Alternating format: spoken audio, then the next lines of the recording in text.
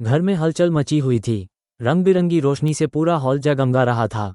ऋतुराज दरवाजे से भीतर आते ही जोरों से गाने और नाचने लगा। उसकी खुशी का ठिकाना नहीं था।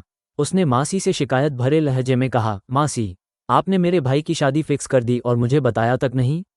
मासी हंसते हुए बोली, तू बहुत बिजी रहता है, इसलिए मैंने तुझे सरप्राइज देना चाहा।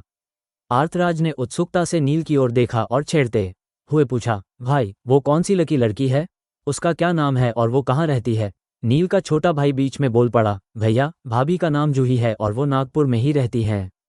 ऋतुराज ने जोश में आकर कहा, मैं तो भाभी से मिला भी नहीं हूँ। मैं मिलना चाहता हूँ। मासी ने सहमति में सिर हिलाते हुए कहा, हाँ, हम भी उनसे अच्छे से नहीं मिले हैं। ऋतुराज ने फौरन सुझाव दिया, तो मैं भाभी को एंगेजमेंट से पहले घर बुला लेता हूँ। मासी ने उसे समझाया, पहले नील से पूछ लो, उसे अच्छा लगेगा। आर्थराज हंसते हुए बोला, मासी, नील भाई को अच्छा ही लगेगा।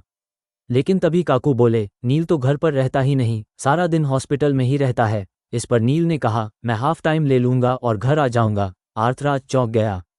उसने गंभीर होते हुए नील से पूछा, भाई, तुम्हें जूही से कौन सी इंपॉर्टेंट बात करनी है? मासी भी शौक हो गई और सोचने लगी, आखिर नील को जूही से क्या बात करनी है। दूसरी ओर तेजस्विनी जूही के घर पर रह रही थी, लेकिन रीतिराज को इसका अंदाजा भी नहीं था।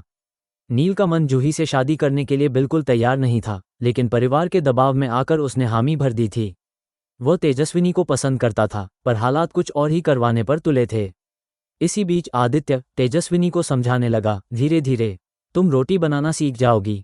मुक्त भी परेशान थी। उसने दुखी होकर कहा, वेदांत की फीस भी भरनी है, इतने पैसे कहाँ से लाऊं?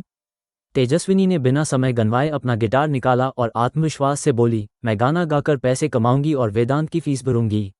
लेकिन तभी लक्ष्मी गुस्से में आई। उसने तेजस्विनी के हाथ से गिटार छीनकर फेंक दिया और चिल्लाई, हमारी इज्जत का फालूदा मत बना। बाहर जाकर गाना गाने की कोई जरूरत नहीं। तेजस्विनी ने मजबूती से जवाब दिया, बड़ी भाभी, आप कुछ भी कर लो, मैं गाना गाकर ही पैसा कमाऊंगी, किसी के आगे हाथ नहीं फैलाऊंगी। घर में सन्नाटा छा गया। तेजस्विनी के फैसले से लक्ष्मी नाराज थी, लेकिन तेजस्विनी के इरादे अटल थे। अब सवाल ये था, क्या नील सच में जूही से शादी करेगा या फिर अपने दिल की सुनेगा? क्या आर्थराज को नील की सच्चाई पता चलेगी? और क्या तेजस्विनी अपने गाने के सपने को पूरा कर पाएगी? जानने के लिए बने रहिए गुम है किसी के प्यार में की इस अनकही दास्तान के साथ।